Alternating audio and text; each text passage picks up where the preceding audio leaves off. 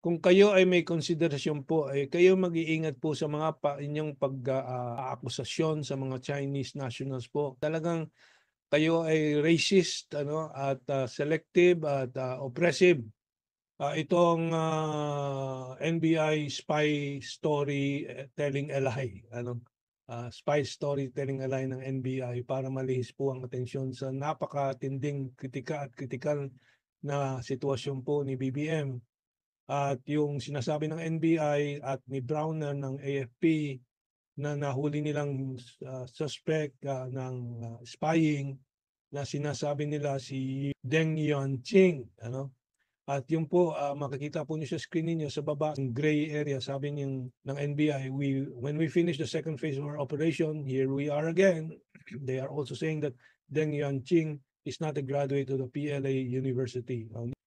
Yung pala, after the final interview, kasi finally, makaraan ng halos 1 linggo ata, hindi pinapa-interview sa Chinese Embassy itong si Deng Yanqing, na-discover pala na itong Deng Yanqing is not the same Deng Yanqing na sinasabi po ng NBI at ng AFP na nakita nila sa open source daw, internet research nila, investigation nila, na graduate ng PLA University. Mali po ang NBI dyan. Unang-una kasi siguro hindi sila nag-employ po o gumamit ng Mandarin speaker and Mandarin reader. Doon sa taas po, makikita po natin, sabi ng ating source, same pinyin sound, pinyin meaning in is sound, or intonation, same pinyin but totally two different people. So, innocent na Chinese citizen na nadakip po ng NBI is iba ang Qing na character. Makikita po ninyo, yan. But the point is, dalawang ibang character ang Qing na nasasabi at yung pinagmamalaki ng NBI, meron pa silang na-download galing sa internet daw na itong isang Qing, Deng Yanqing, ay graduate ng PLA, mali po sila. So sabi ng embassy statement of the spokesman of the Chinese Embassy in the Philippines dito sa kaliwa ng Hanay, the so-called espionage operation of a Chinese citizen in the Philippines is baseless speculation and accusation. The Chinese Embassy in the Philippines has expressed concerns to the Philippine side and requested for consular visit to the said Chinese citizen so as to provide consular assistance. Kasi pinigilan po ang interview ng Chinese Embassy dito sa suspect nila for many days, no? But finally, we received word yesterday na finally na-interview na. The family of the Chinese citizen in custody approached the embassy with concern about his safety and fair treatment and presented some facts different from the accusation by the Philippine authorities. We urge the Philippine side to base its judgment on facts, not to make presumption of guilt.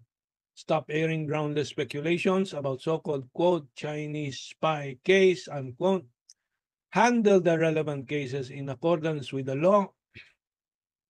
Earnestly fulfill the obligations of the bilateral consular treaty. Malinaw po yan, diplomatic language po yan. Earnestly fulfill the obligation of the bilateral consular treaty and protect the legitimate rights and interests of Chinese citizens in the Philippines. Now, reminder po kay General Browner, kay the forgettable NBI chief, kung ano man ang pangalan niya, na ang dating talaga siya ng kanyang mga pinagsasabi ay ignoramus po.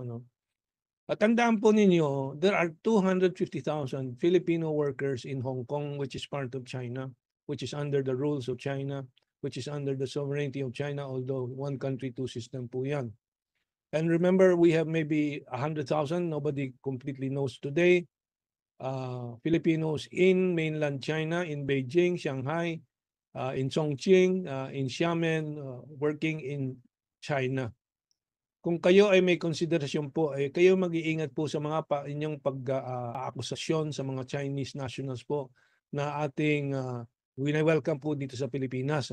Pero sa inyong asal po, talagang kayo ay racist at selective at oppressive.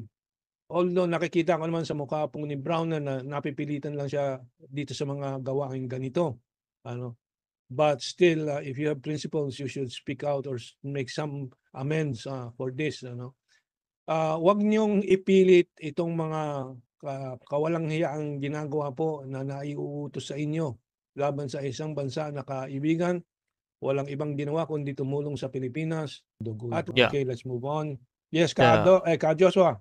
Yeah, at this point, I want to intervene, no? Kasi this is a criminal investigation of a foreign national, no? Dun sa Chinese national, 2 Filipino cohorts arrested, etc., no? And they're announcing parts of the investigation, unconfirmed parts of the investigation, to the media.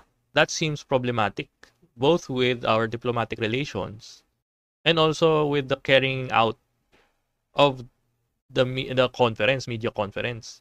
You're telling the people unconfirmed information that might damage our diplomatic relations with another country while holding that foreign national in your detained in your arms, no? In your jail. Kasi meron ng we understand na meron ng commitment order. Ibig sabihin, meron ng ipapakulong na siya sa city jail, ganyan, sa mga kulungan talaga.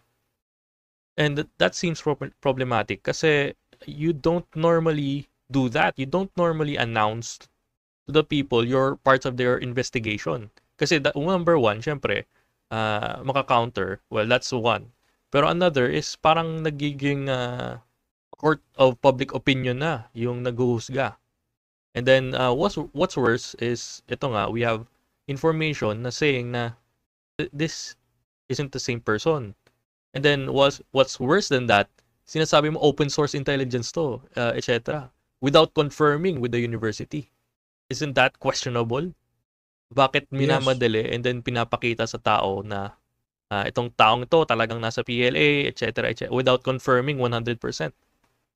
Hindi ka man lang nag-hire as Mentong told us, hindi ka man lang nag-hire ng Chinese interpreter, translator, no? That's problematic. And why are you announcing this in a press conference? That might talaga be illustrative of what's happening here. So that's So not usually talagang done. talagang operation 'yan, PR operation to divert attention talaga, trial by publicity, and so on.